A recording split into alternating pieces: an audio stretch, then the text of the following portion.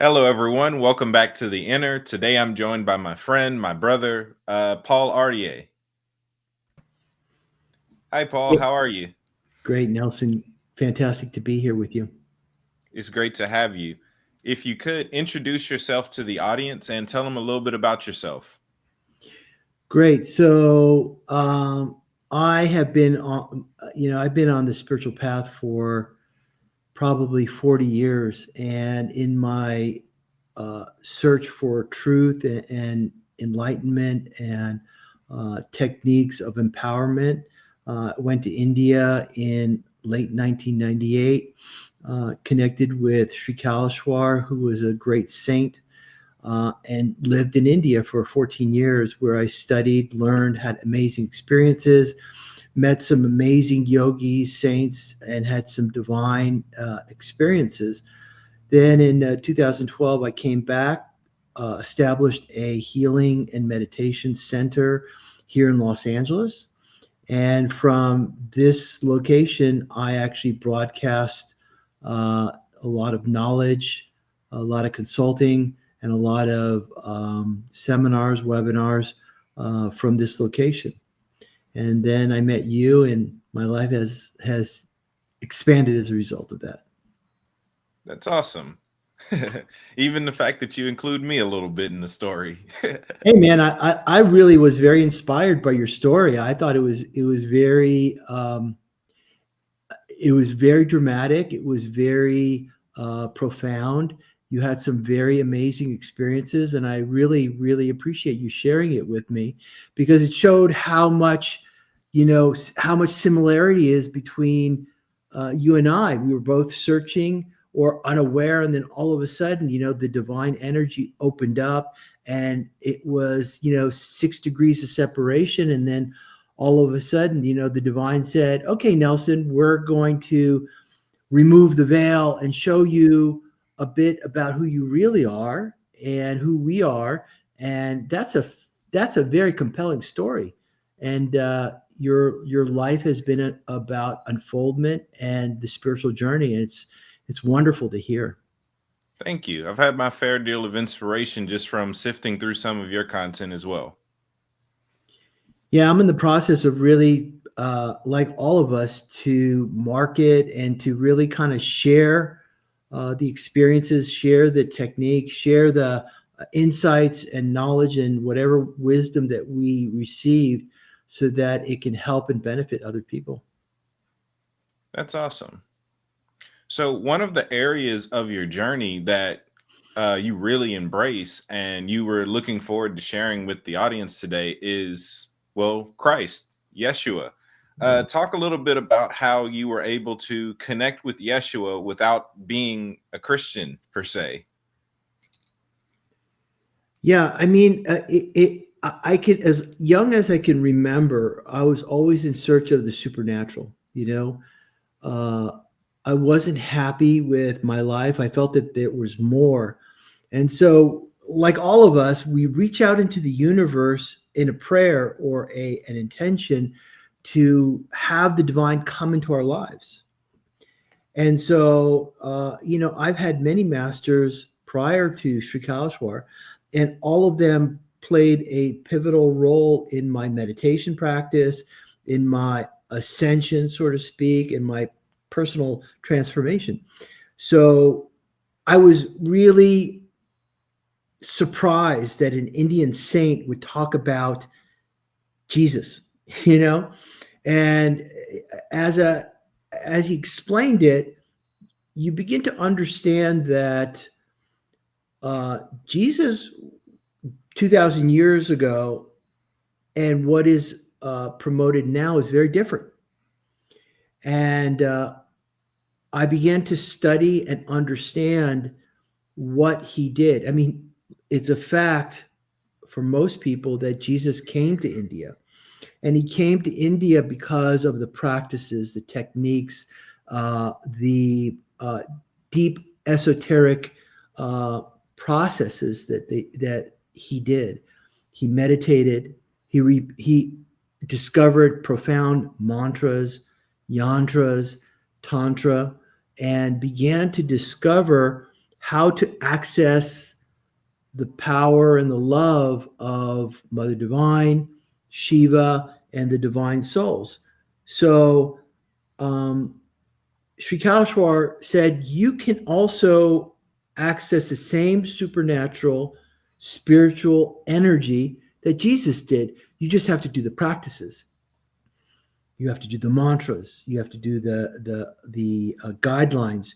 You have to accumulate personal power. You have to accumulate vibrational frequencies, and you also have to dispel the blockages, the belief systems, and the obstacles that are accumulated over many years and lifetimes that prevent us from discovering who we are, where we came from, and how do we access all this divine spiritual energy like the angels, Mother Divine, divine souls, all these mechanisms that Sri Kalashwar taught over the span of 14 years. And so his basic philosophy was experience it yourself, experience it directly, experience the divine yourself, and then you'll know it to be true. So over the span of 14 years, I had amazing experiences, and culminating with an experience of a darshan or a visitation of the physical form of Jesus Christ. And that for me just blew my mind. It just took me out of time, took me out of space, and established a connection, established a relationship that I could, when I go back to my regular life, I have the ability to not have it just be a peak experience, but a long-standing relationship that you develop over time. And that's essentially what happened. And it really shifted my awareness, my consciousness. I began letting go of old traumas, old belief systems, old issues that I had, and replaced them with healthier, more empowering techniques and habits, so to speak, that uh, affect me to this day. So Okay. that's my answer, my monologue to what the question. So hopefully that answers it for you. Oh yeah, that's a good answer. So talk a little bit about I guess you could say his journey in India, Yeshua's journey in India, because that's an area that people have their debates about, but Right. y'all kind of have some firsthand experience knowing that he has some legit interaction with India. Right. Well, India is a very unique place. It's a power spot. It's a birth.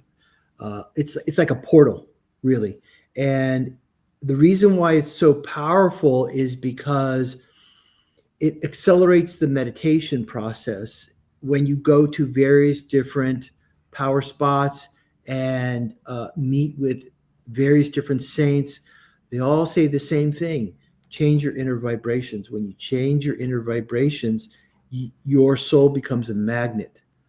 And in Jesus's case, he knew the techniques, he knew the mantras, he knew the vibrations that allowed him to connect to Mother Divine. And, the reason why I bring up Mother Divine, because Mother Divine is synonymous with miracle energy.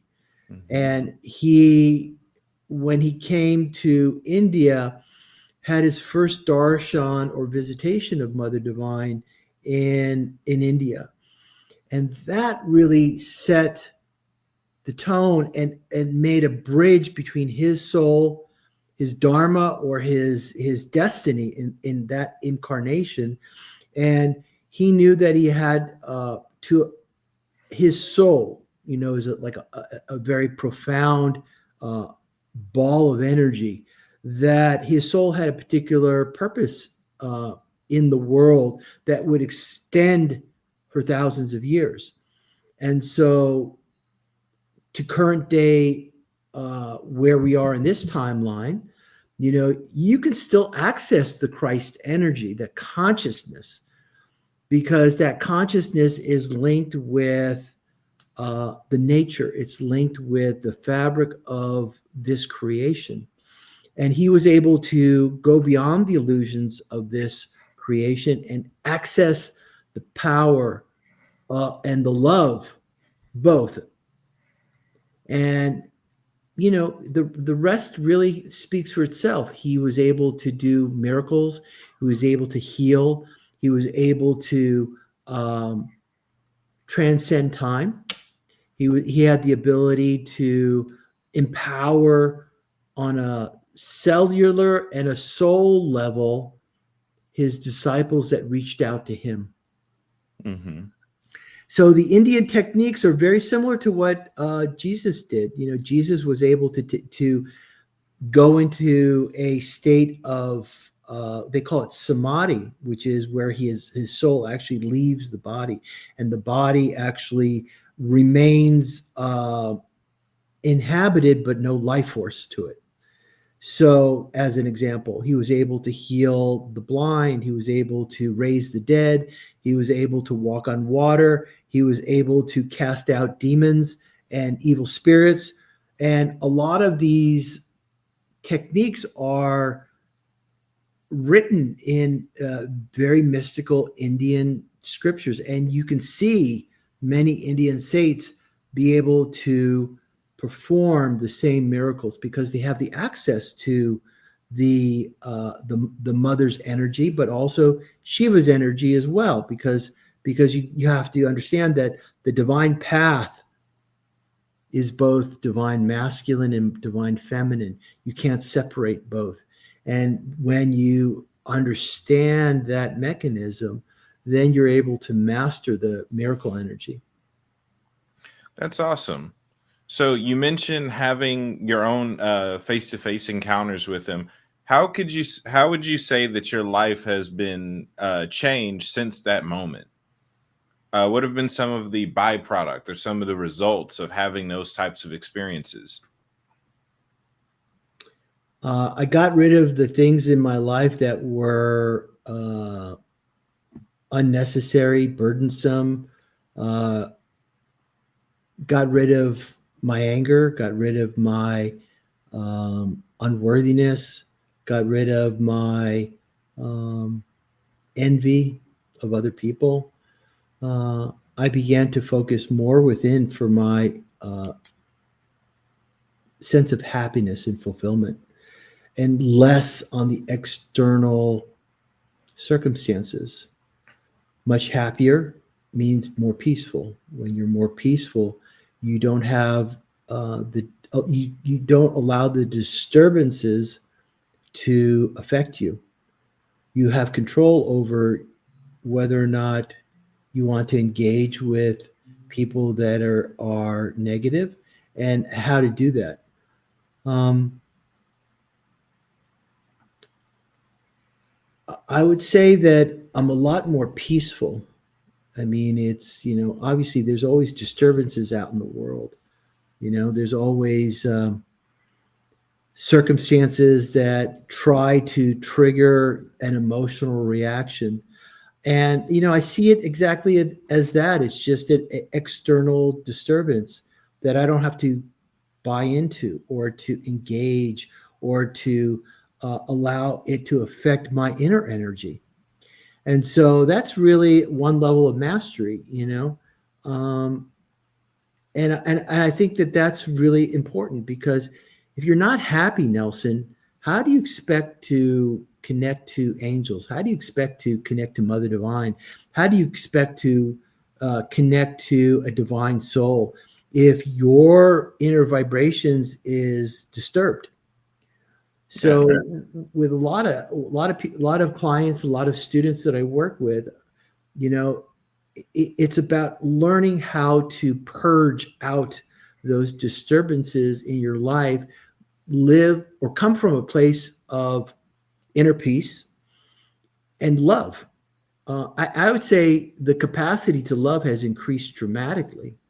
I have much more love and compassion inside me than I did, let's say, 10 years ago.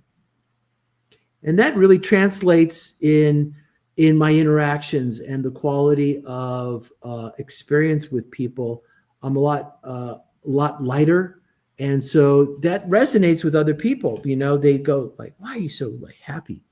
Or like, "Why do I feel so peaceful when I'm around you?" I said, "Well, it's just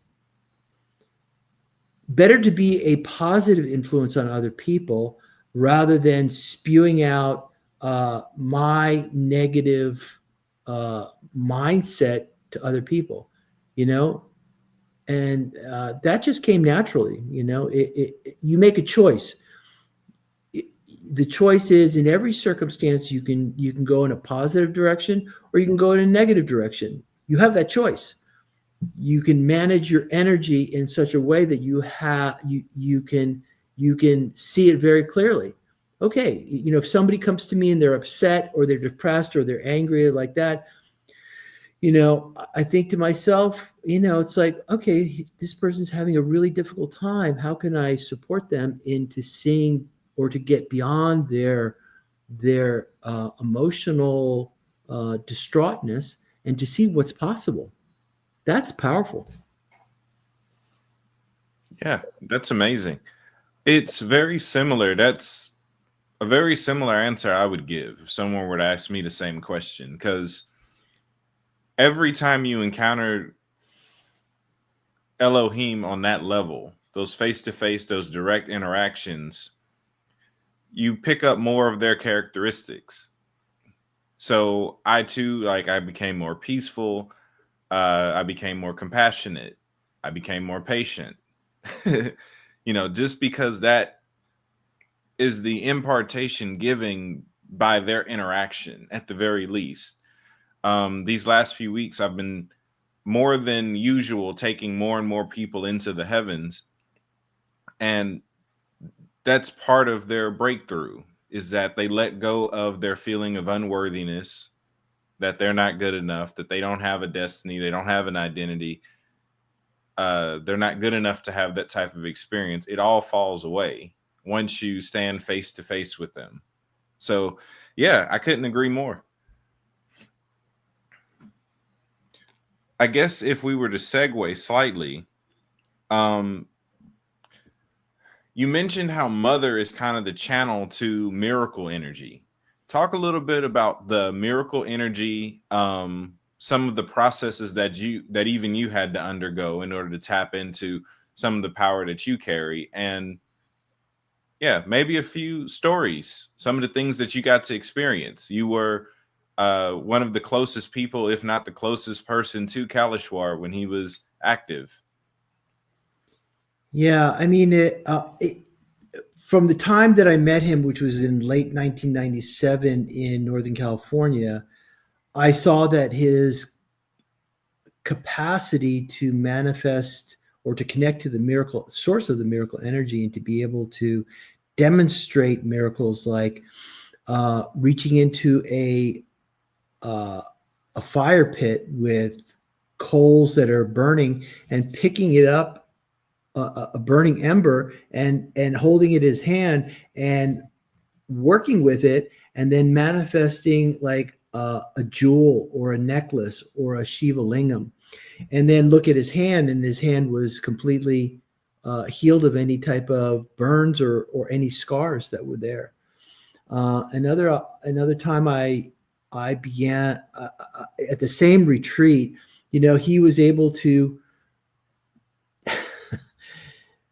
spew out sacred ash from his mouth and covered the whole room with this sacred ash, which was, I mean, electric. I mean, the room in that meditation was just off the charts.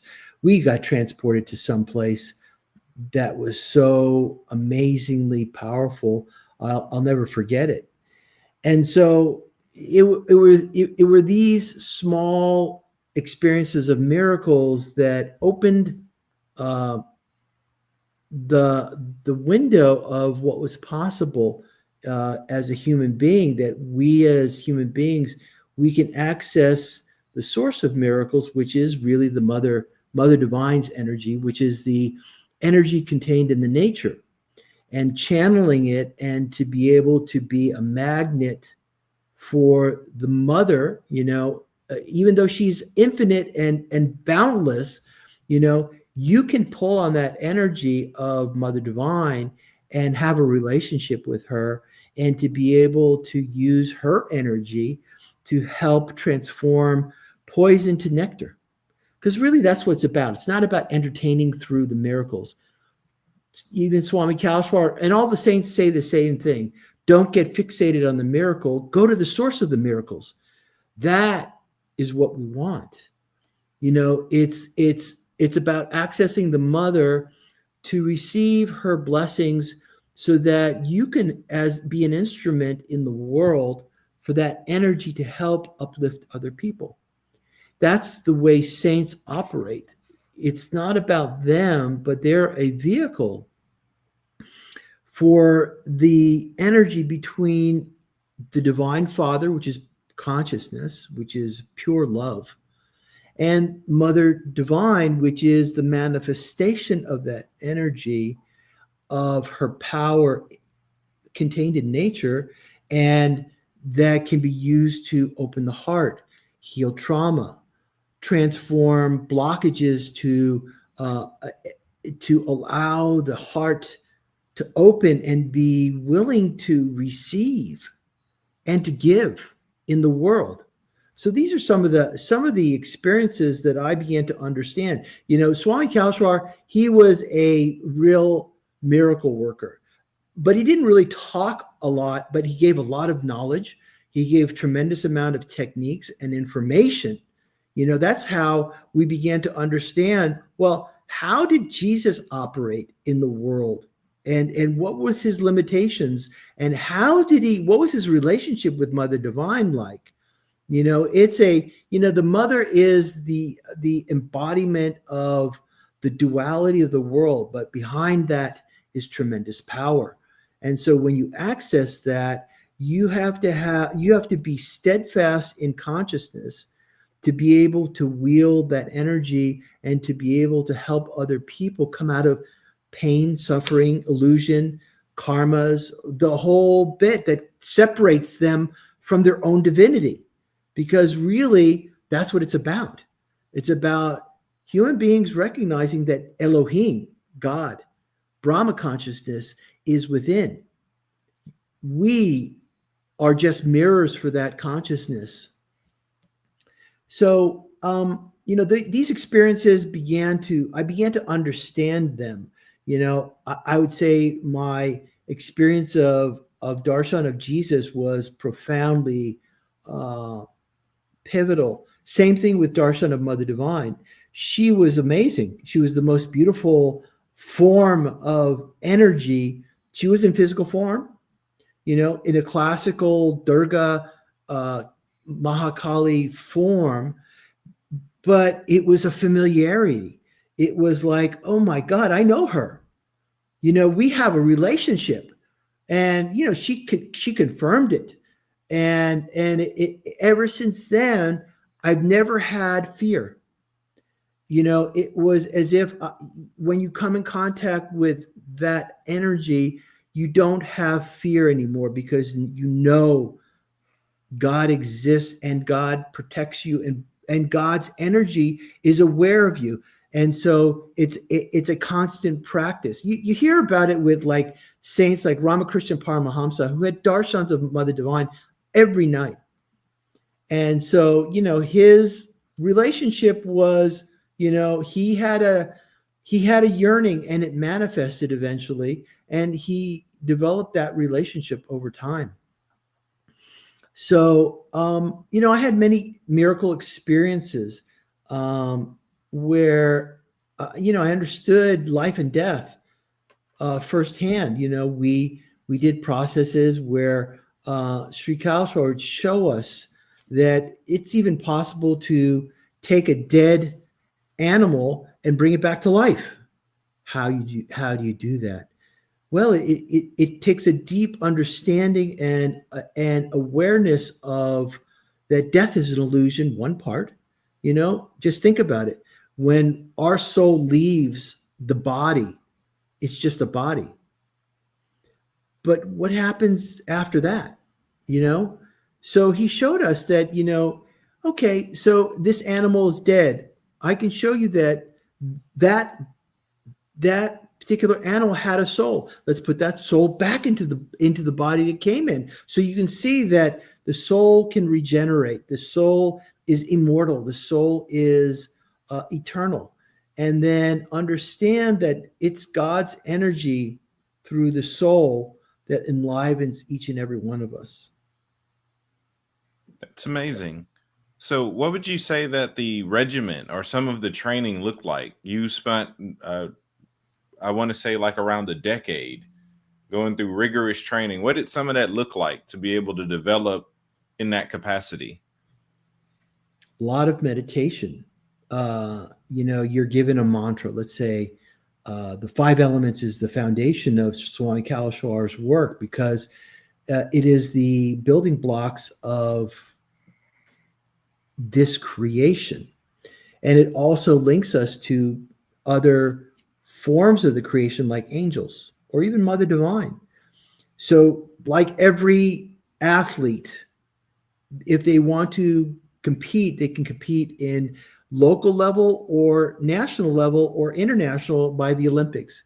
It's the amount of training and it's the amount of practice and persistence to develop a vibrational frequency is how I like to talk about it, because it's an inner soul mechanism. These mantras aren't just like words. These are sacred mantras and techniques that were written thousands of years ago. And Sri Kalshwar had the ability, and he had the palm leaf manuscripts from which he would read and he would decipher, and he would understand the techniques. So he would implement it himself to make sure that the techniques worked, And sure enough, it was a process. Let's say the basis of all of Swami Kalashwar's work is the five elements. So you have mantras and you have yantras that correspond to, let's say, the earth element or the fire element. And then you begin to assimilate those vibrations within you so that you're carrying a mastery of these vibrational frequencies of the elements. And then you begin to purify your system. Everyone thinks like, okay, I can just do mantras and everything will be great after that. But it's also the growth that you go through, because these vibrations, what they're doing is resonating within your soul, but they're also accessing higher cosmic energy at the same time, so that it's a union between your soul and the universal soul, the cosmic universal consciousness, to feed you and to purify and to grow you. And when that happens, miracles happen inside of you. So it was partly that processes. Processes are, okay, you have a start date and an end date, and you follow the regimen. You do a process, you do a mantra, you do a practice, you educate yourself, and then transformation happens automatically. Of course, there's going to be questions and answers and like, how do I deal with this? How do I deal with that? What are the pitfalls? When you increase your positive energy, Nelson, guess what happens? If you have positive energy on one side, what's going to happen on the other side? Negative. Yeah, exactly. So, and a lot of people just don't understand that. I even went through it. It's like all of a sudden, it's like I get all this high positive energy, and then all of a sudden, I get an influx of negativity. It's like, what was going on? So I was able to go to Swami and say, this and this and this is. I understand. You have to mastery on whatever level is about understanding how to manage both and how to transmute. If life gives you lemons, guess what you do? You make lemon meringue pie. Yeah.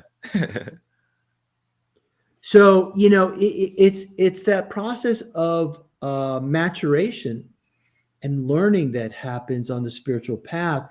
And I recommend find a teacher that can support you in that trajectory, because they will impart wisdom and knowledge that will help you to see your own self mastery. That's awesome. Because it further backs up the idea that everyone can do these things if they're willing to do enough work for it. Now, Right. mind you, we don't have to do as much work as Yeshua had to do. We have to do a fraction of it to maintain all the hard work he already did. Right, exactly. He opened the door, and now he's supporting us. That's why you always have a teacher, a master, a guide that is there to support you in that path. Otherwise, you can't see what you can't see. Then it just kind of whacks you upside the head. It's like, where did that come from? Yeah. Because that's one of the things that I've grown to learn more about Yeshua. The more I sit and talk with him and let him share more of his life with me, is how much work he really put in, not just in the form of Yeshua, but as the spirit that he is, how many times he's come and done hard work for our benefit, because he doesn't actually need the benefits himself. Right, right. He's like he's kind of like how I was when it came to doing group projects. I was the one who'd prefer to just do the work, and then we all just put our name on it at the end. That's kind of what he does. He does all the hard work, all the hard rituals, all the hard practices and sacrifices, and then gives us all the energy. Right, exactly. And then he watches us, I would take it even one step further. He watches us to see what we do with it, how we implement it, Yeah, how we digest it, how we use it as a seed to grow to the next level. yeah. Because it's less about starting from scratch to build a mountain. It's start with what's given and then go the rest of the way. Right, right, right. Because Exactly. speaking of some of those harder practices, if you could, like, still talking about Yeshua in India, if you could kind of tell a little bit about the story of Yeshua dealing with Betela.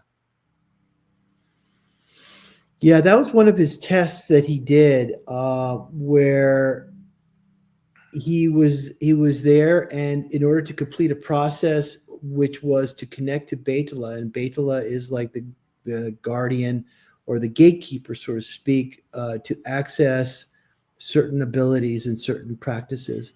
So part of that was to develop his mastery of the elements, because you need to be able to master the elements in order to combination of mastering the elements, mastering fear, and to be able to understand the mechanism of, okay, if I'm going to walk in a bath of acid, I need to understand that there's a lot of components that are there.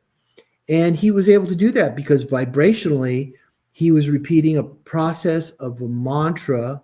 And I've also seen that mantra, and I've also practiced that mantra.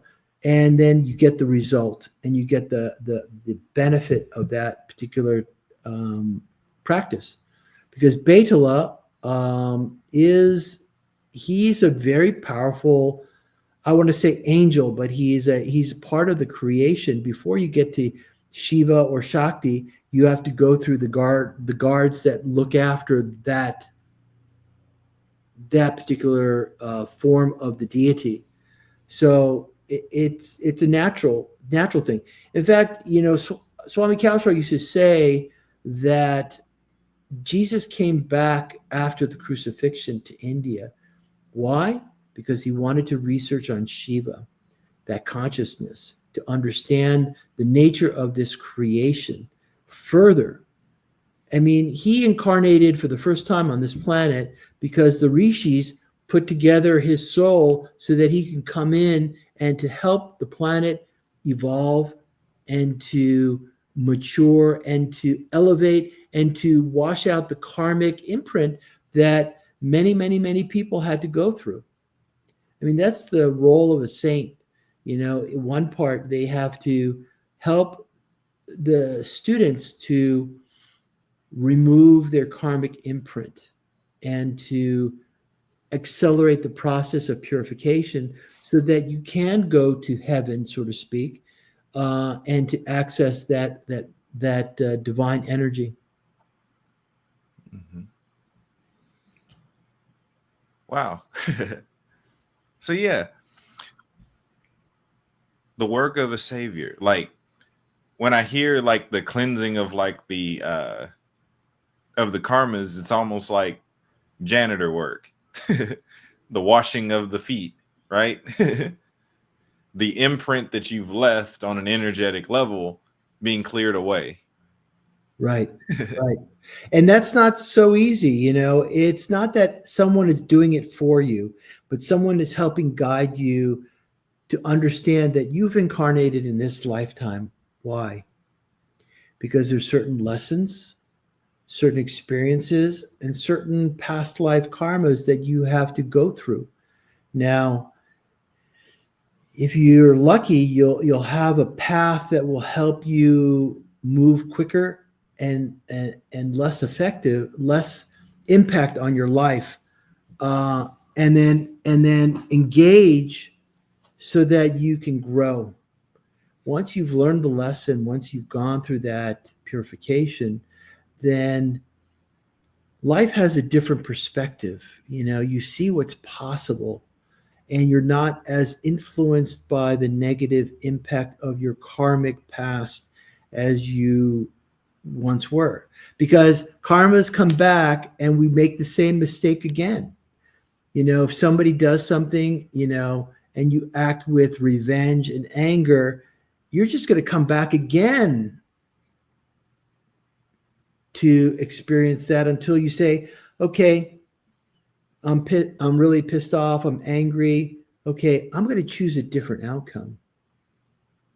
I'm going to let it go. I'm going to release it. I'm going to decharge it. And a lot of people don't feel like that is possible. It's possible. It's possible because that's what Jesus said. He said, give me your sins and I will take them as a burden upon my shoulder. What it means in practical terms is that when you recognize that you made a mistake,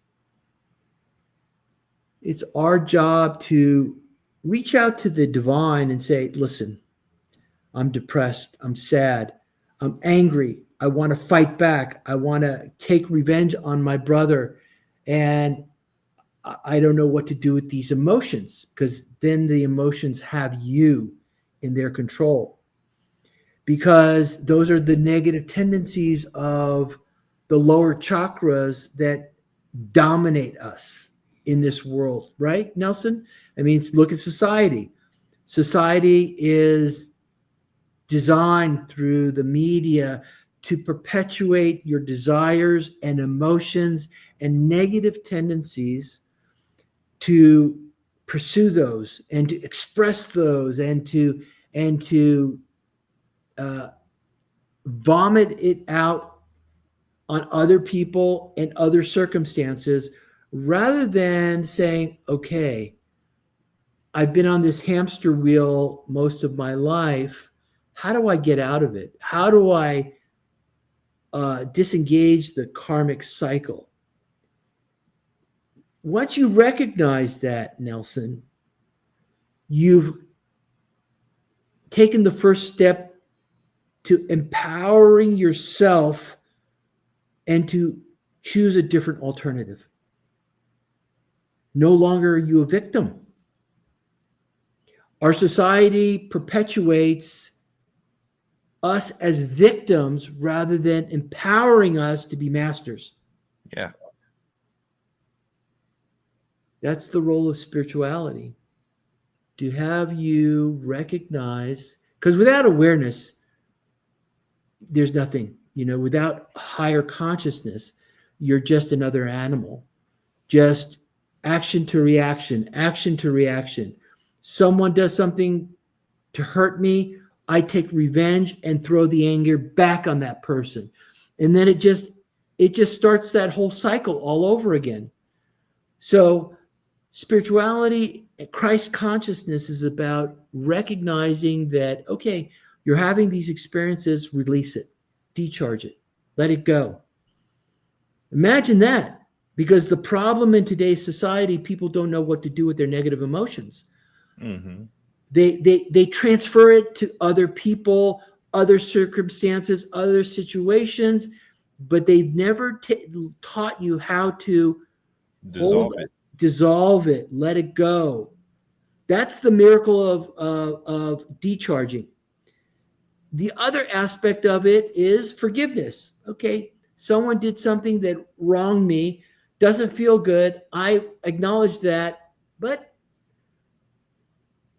I'm not going to take that poison and vomit it out to create more negativity out in the creation. Okay, let it go.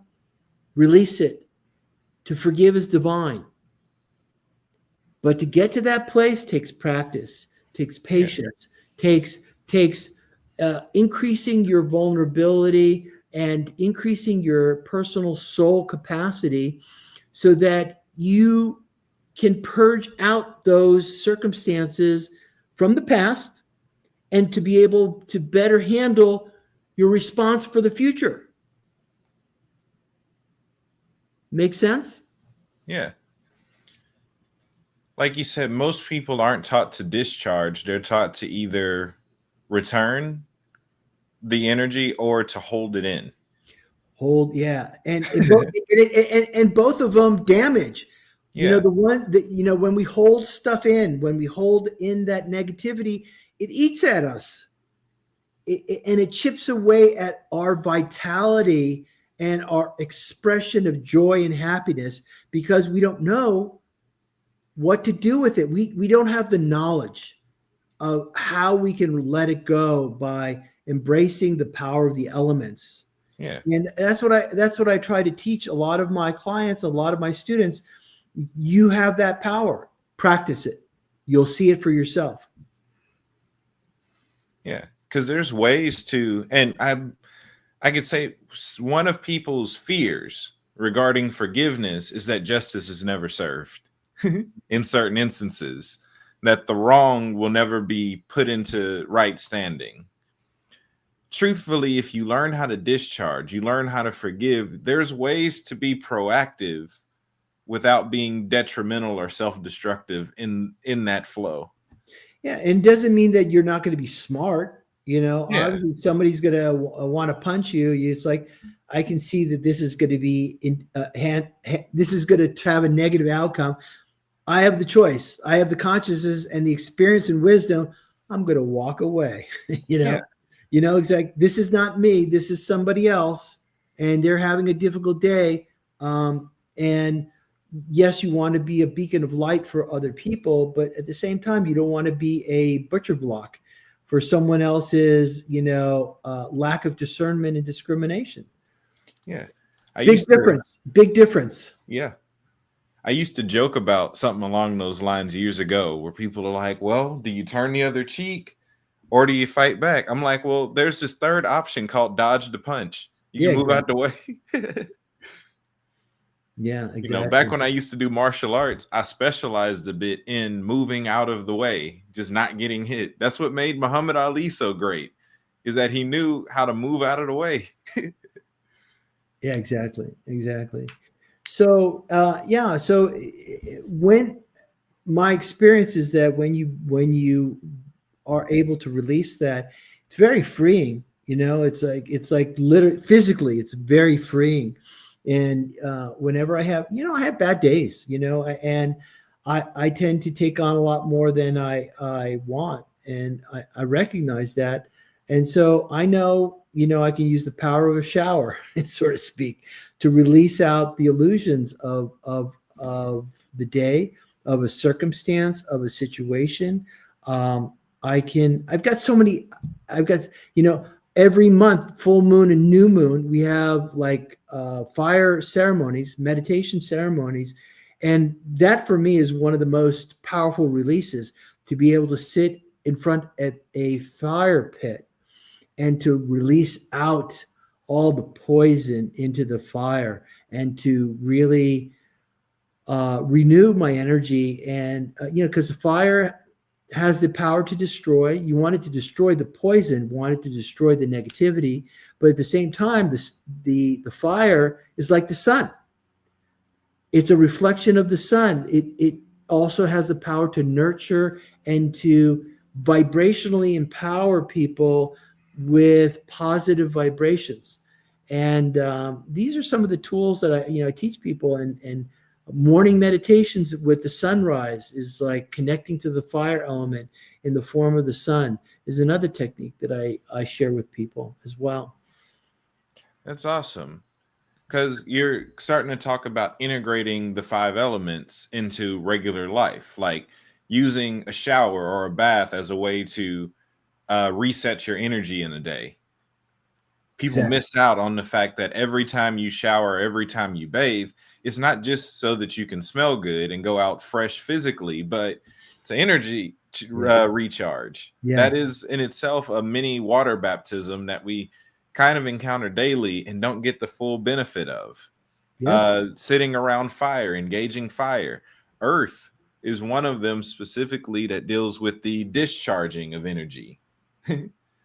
Yeah. I mean, it's so amazing. We've been taught to wear shoes and wear sneakers. And, it's really kind of interesting. In the early days, they knew that there was power to the earth. And so people used to wear, moccasins or walk barefoot. And they knew that the more connected you could become to the earth, the more balanced energetically, vibrationally, uh, that the charge of the earth really enlivens and really empowers people. And I tell people, like, okay, great, go to the beach, walk on the beach, experience the negative ions of the waves as they crash on the shore, experience the vibrations of the earth and the sand below your feet, and tell me after 15 minutes of doing that it doesn't change your vibrations. Yeah. Mhm. This reminds me of one of your, I don't know if it's your specialty, it's just one of the things that I was able to find on YouTube when I was kind of looking at some of your content, but Vashtu, the integration of the elements just in your environment. If you could talk a little bit about that. Vastu Shastra is centered around the embodiment of the five elements in your environment, your floor plan, and its orientation to the sun. That's the Cliff Notes version of that. So, like everything else, your house or even your office uh, has quadrants where the elements, the earth, the fire, the water, the air, and the ether, are all embedded in the floor plan. Whether you're aware of it or not, those vibrations are affecting on you when you are asleep, when you're awake, and people are unaware of it. And Swami Kalashwar really recognized that Vastu of your house needs to be in harmony with the elements. And when they're not, those elements will wreak havoc and will affect people's health, mental state, spiritual development, and worldly achievements. So, what does that mean? So, what it means is that if you have the fire element, typically the fire element should be in the southeast quadrant of your house. When the fire element isn't in that place, and I'll give you an example, when the fire element, like a kitchen, is located in the place where your bedroom should be, which should be the earth element, what's going to happen is that you're going to have a lot of activity in your consciousness, in your mind. And so you'll find it very difficult to sleep in a place where the fire element is where the earth element should be.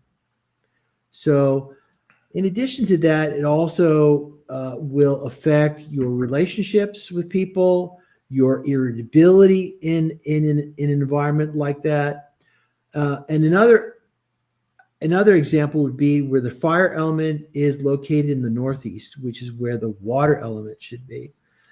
And I find this to be a big problem in the West because most people's kitchens are in the northeast quadrant of their house. So, what does that mean? It means that if you make money, what happens is that money will come in, money will go out, money will come in, money will go out, because whatever prosperity that you're creating in your household will be touching the fire element and will burn up. So, in these simple ways, I get a lot of clients that are unaware of this, and so when I go to people's houses, it becomes very evident the influence of the misalignment of the elements in their house. So I'm going to leave it like that because it's a very complicated science.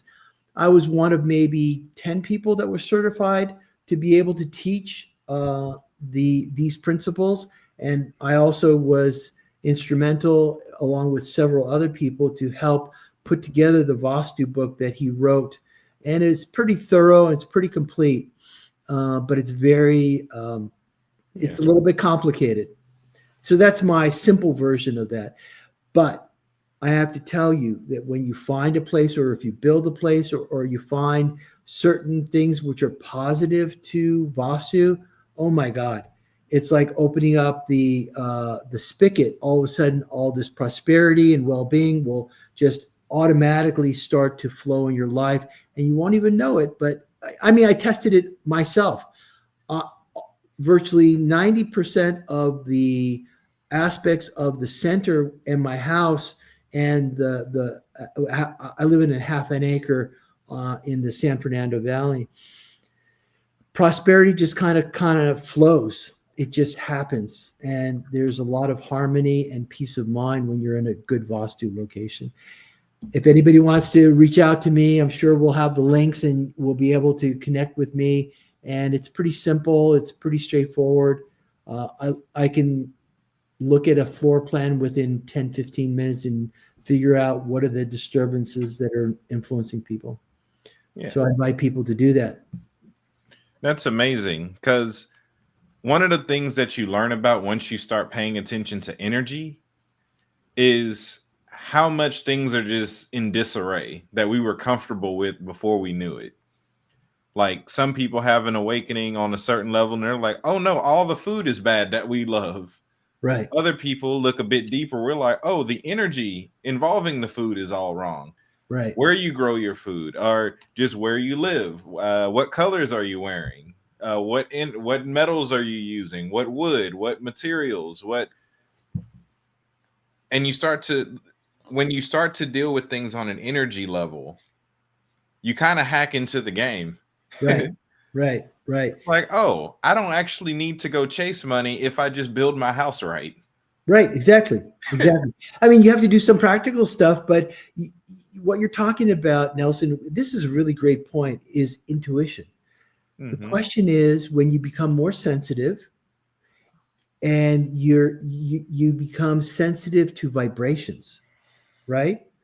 Then you're able to, you can get to the point where you can actually look at your food and to say, okay, what's the vibrations of this vegetable or that vegetable? Or if somebody is, if you go out for dinner and so on and so forth, and they bring the food to your table, you can tell the chef had a bad day and he put all those vibrations in the food. So then it just brings it to a certain point. Well, how do I change those vibrations? It's like, for me, I bake my own bread. For me, I put a vegetable garden in my backyard. I have basil. I have tomatoes, I have cucumbers, I have red peppers, all this, most of the stuff that I need, I can pretty much do it myself. That's awesome. Because this is a similar science to what one of my mentors, Noah, one of the saints, has been teaching me. Because he once ruled a city of healing in what is today known as the Middle East, where the city itself was able to heal people. So I've learned some of his mechanisms for building an environment like that. And it does come down to energy flow. It also kind of reminds me of biogeometry. Dr. Ibrahim Karim, he's of the belief that one of the main issues with the planet is the way and the shape that we build our houses. He's like the cubes, the prisms, those are a problem. Everyone stuck in all these 90-degree angles, it's locking everyone's energy in wherever they are. So none of your energy follows you when you leave. So everyone's drained. Right. Not just Exactly. that, when energy is naturally flowing, when nature's just in motion, those rectangles get in the way. He's Right. like, you look in the ancient world, they used a lot of spherical buildings. Or when they did use rectangles, they made sure to offshoot them so that even the wind could pass by without being too interrupted. So there's a big science there of just getting along with your environment Right. instead of being this thing in the way of your environment. Right. And the amazing thing is that the ancient knowledge that was there, even a few hundred years ago, it seems that society for today wanted us to be disconnected from the knowledge of the past. I mean, look at Nikola Tesla as an example. Mm-hmm. That guy figured out how to access consciousness and have free energy. Literally, Tesla coil was designed and developed by Tesla to be able to access consciousness in the ether and to have energy free for all human beings. I mean, this is technology that goes all the way back to they used to do it in India and they used to do it in Egypt as well. Mm-hmm. And they knew that, and the structures were designed specifically to be able to access the energy in consciousness, which we call the ether, which is Shiva, which is ether represents Shiva energy. And it's just fascinating because I'm beginning to really discover a lot of how ancient, like 100 years ago, 150 years ago, they had it designed in such a way that society could have free energy. And then it was thwarted or diverted or sealed up so that we wouldn't have that ability to current day society. Yeah. And like you said, I'm excited experiencing this generation because all the things that got suppressed are coming back into the forefocus at the same time. So you're witnessing multiple resurrections of lost information and lost mysteries show up pretty much all at the same time. You Right, have right, ancient Egyptian mysteries, ancient Celtic mysteries, ancient Hindu mysteries, uh, all these ancient mysteries, even things down into the tribals like the Aztecs and the Mayans. A lot of their sciences are coming back into the right, forefront. right, right. Yep. Because I found myself studying the Aztecs and Mayans recently. Uh, Speaking of Yeshua's like sacrifice for us, I don't think there's a worse beating than what he took in the Aztec culture. His counterpart being Zippy Totec, known as the name means our Lord the Flayed One. So he peeled off all his skin to give it to the people in the form of crops. Really takes that this is my body broken for you to another level. Yeah, really, really, yeah. And it's the what's really amazing, Nelson, is that as we connect to the cosmic divine energies, our intuition begins to unfold, which Yeah. is really a miracle. I mean, you know, I, I'm being guided and really understanding the depth of the human capacity. Our DNA, if we can learn how to open and access and enliven the DNA within us, everything that's divine is within us. It just hasn't been activated. They talk about ascension, but what about activation? Yeah. Activation means that if you can, when you bring the Holy Spirit within you, it lives within you. And what does that mean? It means that the divine energy, when you're accessing the cosmic energy, it activates your inherent dormant DNA so that the God consciousness is given birth within you. And then things start opening up naturally, you know? I was talking to a friend of mine and he was telling me about his experiences of being able to talk to the plants. Mm-hmm. Can you imagine that this is how they did it in the early days? They were able to access through their own consciousness, the consciousness of the plants, so they could figure out, well, which plant can be used to heal which diseases. And there was this union between the teachers and the plant kingdom. And it's so amazing that I just get so excited, because it's like all of a sudden it's like, you mean I can talk to the plants and it can tell me that if I have that plant, that I'll be able to heal something inside of me? That's amazing. I mean, it's like all of a sudden it's like moringa. All of a sudden I got this message: try moringa. What? And then I researched it, and then I realized that the miracle energy of moringa has amazing properties to heal and to reduce inflammation and to rid the body of disease. Yeah. Moringa is one of the best oils. I actually use it in one Wow. of my oil mixes on the shop. Right. There's Oregano a too. lady I know that sells them in capsules. Right. Oregano oil too is like, I didn't know this, that oregano oil is like a natural antibacterial. Yeah. It's, it's like all of a sudden it's like I'm like recognizing the miracle in nature. Yeah. It's like everything around us in our environment. Like if we're using the biblical narrative, everything got to the planet before us. Right. Everything knows how to help us if we ask. Right. And then the other side of it is that when we ask, we have to have the ears to be able to listen to when the message comes back. Yeah. Because like once we leave the idea, it goes back to that intuition thing. Right. Most of us aren't taught to listen to intuition. Right. And that's the way most of nature communicates. Right. I was listening to part of an interview. I haven't finished it yet, but it was Bobby Hemmett. For people who know him, you know him, but he was doing somewhat of a house tour at the beginning of the interview, showing all his different altars and why he set them up where he did and just what they represent.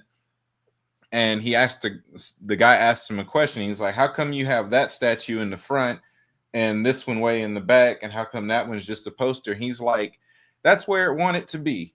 He's like, pretty much whenever you get the feeling and you put something in a spot and you're like, nah, that don't feel right. And then you put it somewhere else and you're like, okay, that's it. That's the spot. Listen to that.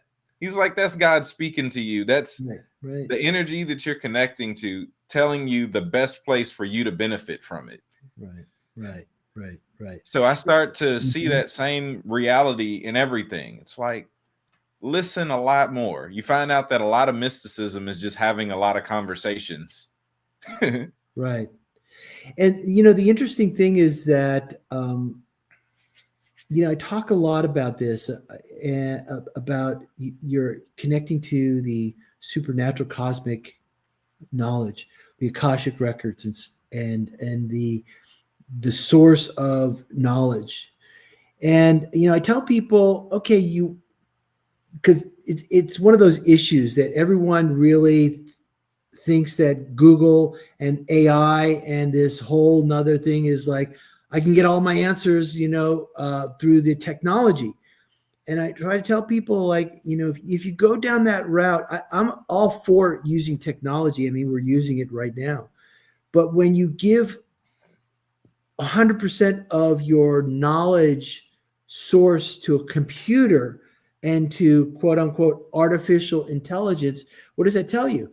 It tells you it's detracting from accessing your natural, God given consciousness inside and your ability to connect to the higher levels of consciousness where all this knowledge is available. So that's why I tell people meditate.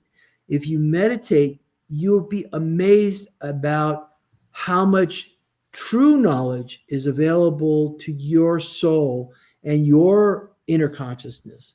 And I try to encourage people to balance, okay, put your phone away, put your computer down, just go into a state where you can actually access the reality.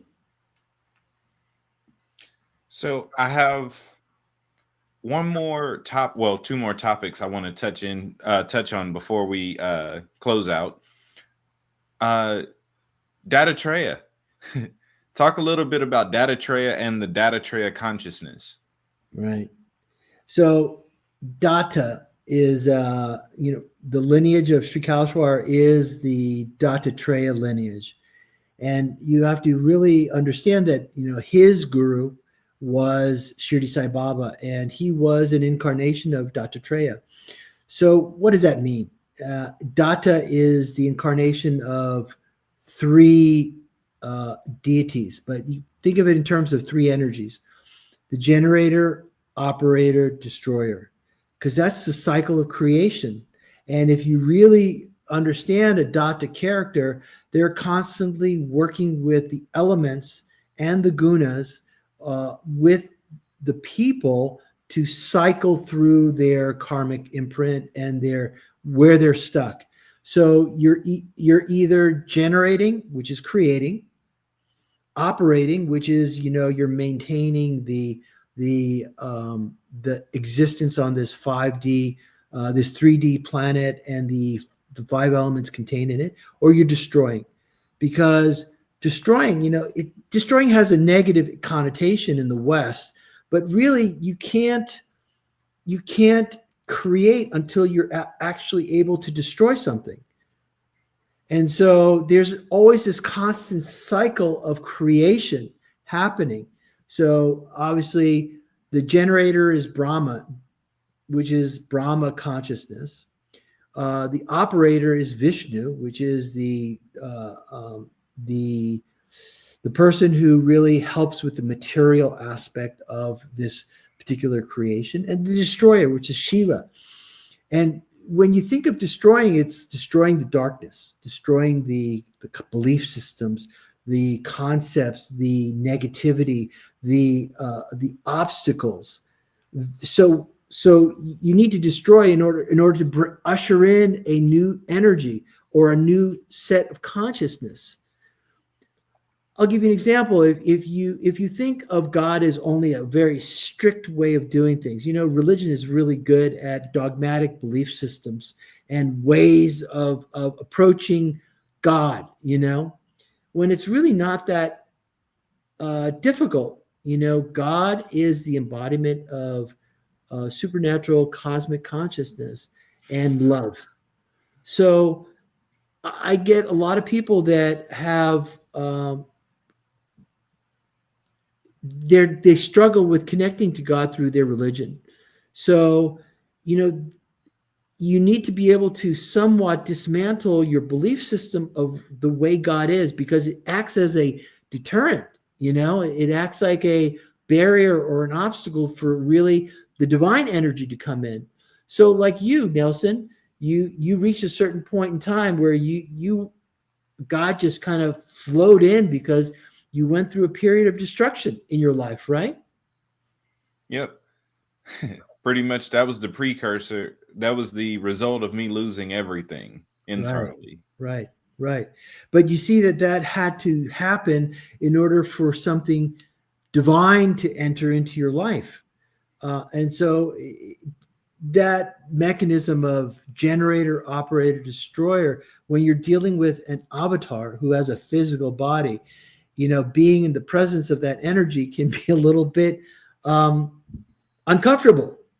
Mm-hmm. It wasn't like, roses and ponies being around Swami Kaleshwar. He was constantly pushing us and looking to see how much we can destroy our concepts of who God was. Yeah.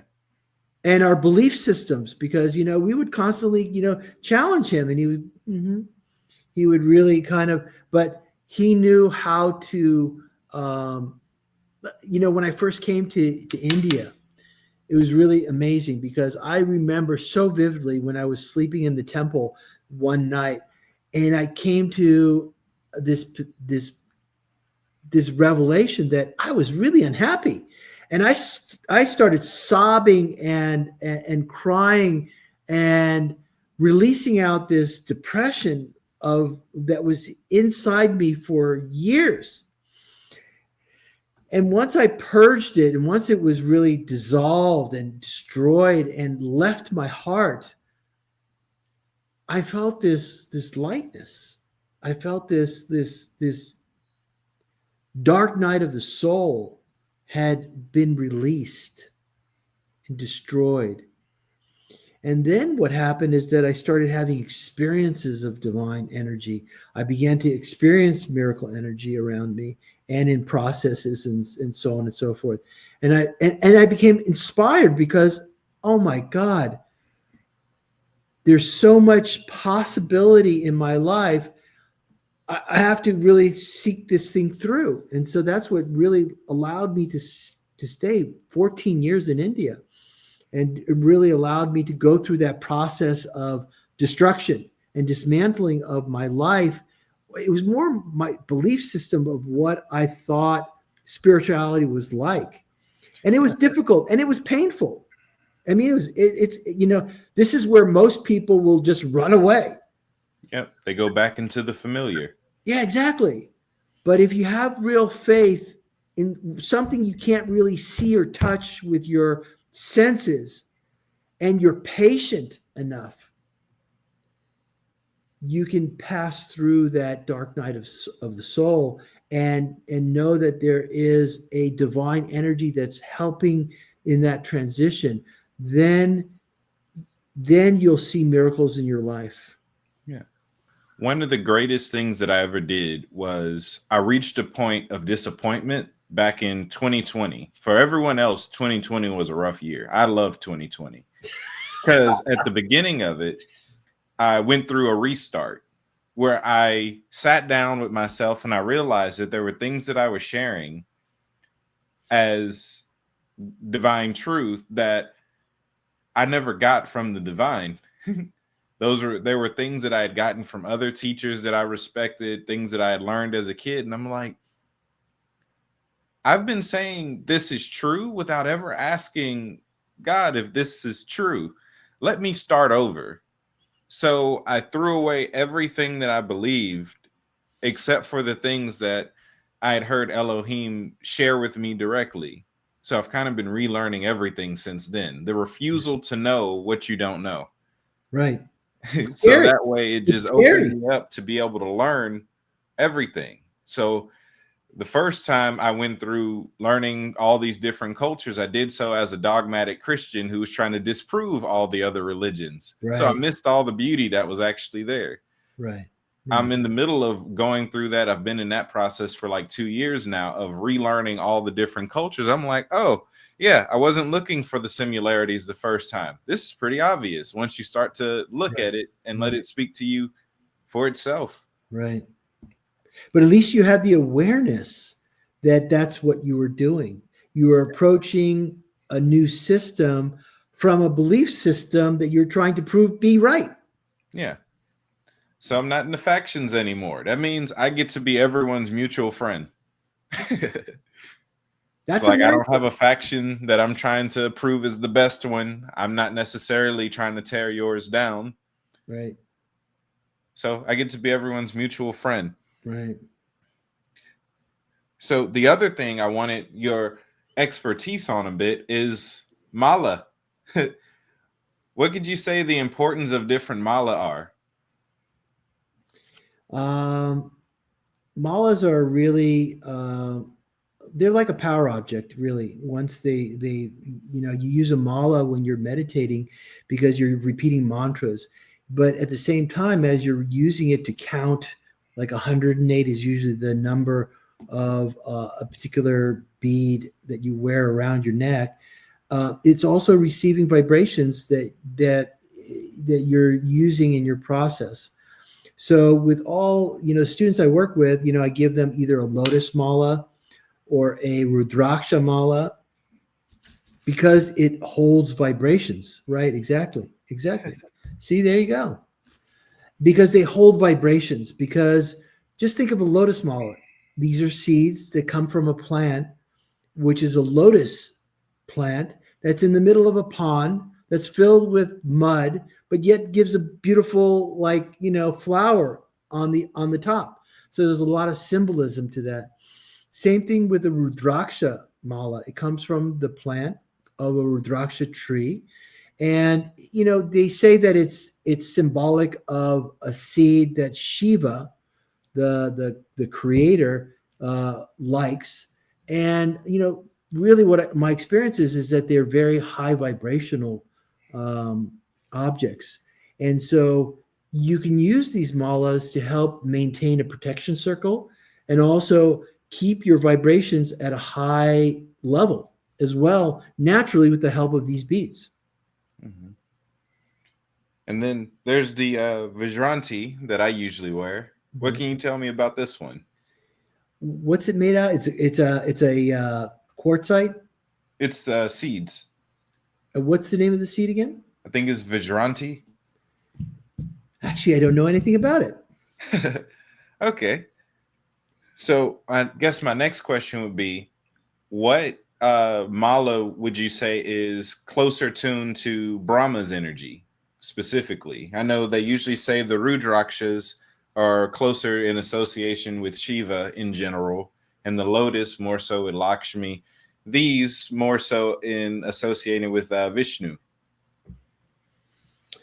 Yeah, I really like the Rudraksha vibrations. I mean, I have some pretty amazing Rudraksha malas, and just tell you the vibrations. It will. My personal feeling is that they're very closely linked to Brahma because when we have a Shirdi Sai Baba, 6 foot statue here, and he's got like 108 bead Rudraksha. And I have to tell you, the vibrations on that are pretty Brahma consciousness. Mhm. So I know what Sri Kalshwar said, and I would say Rudraksha or lotus seed malas are really highest vibrations that I've found. I have some crystal malas, which are also very, very powerful as well. The Mhm. quartz crystal malas, which are also really good. Um, and that's been the scope of my experience on those. Pearl malas are really good too. What's a good power object for connecting with Mother? I would say you can try a pearl mala. But I think that, see, here's the thing: if your intention is to connect to the mother, the best way to connect to the mother is by increasing your Shiva energy, and that's the mechanism that Shrikashwar recommended. Why? Because when you connect to the Shiva consciousness and that vibration, it acts like a protection circle from the illusions that may come as a result of connecting to the mother. Mhm. And then but it's like my darshan with Mother Divine happened during Shivaratri, which is a high Shiva time. So and you can't really separate it because they're so intertwined. So my suggestion that I give to all my students is to go increase your Shiva vibrations, and Hmm. then you have the stability and the foundation by which to connect to the mother. Yeah, using the divine masculine as a doorway to the divine feminine. Right. Exactly. That's great. So, um, I'm going to pass the floor to you for a moment for any last bits of wisdom you'd like to share with the audience, and also to share the places where people can connect with you, or if you have any projects coming up. Right. So you can connect to me through my Facebook, Instagram, or YouTube channel, or go to the website, paularyeh.com. It's ARYEH paularyeh.com. And then all the offerings are going to be there. Um, One-on-one, connect with me via one-on-one, like a consultation, and we can talk about different opportunities. A lot of healing work I do as well. So sometimes people need to experience the healing energy. We're also going to be taking a trip to India, hopefully in July this year, where we'll take people on a 2.5, 3 week journey with specific. I've been doing it for the last 12 years and did it during the 14 years in India. So we go to, we put people in a process of meditation and then preparing them to go to all these amazing locations in India because it's very powerful. And then Shivratri is right around the corner. It's the third week of February. And so we've got a course that we started this last Sunday.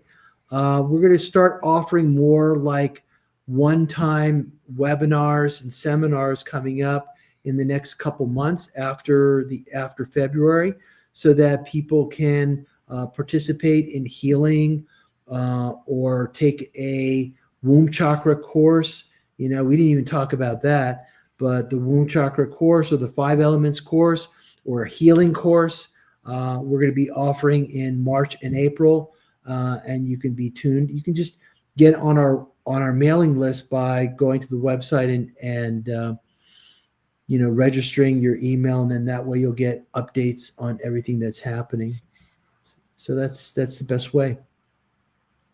That's awesome. So, again, thank you for joining me today. It's been great having you on. We're definitely going to have to connect more in the future. I look forward to it. It's been really a pleasure. Awesome. Well, that concludes this episode of The Inner. Y'all be blessed. Until next time.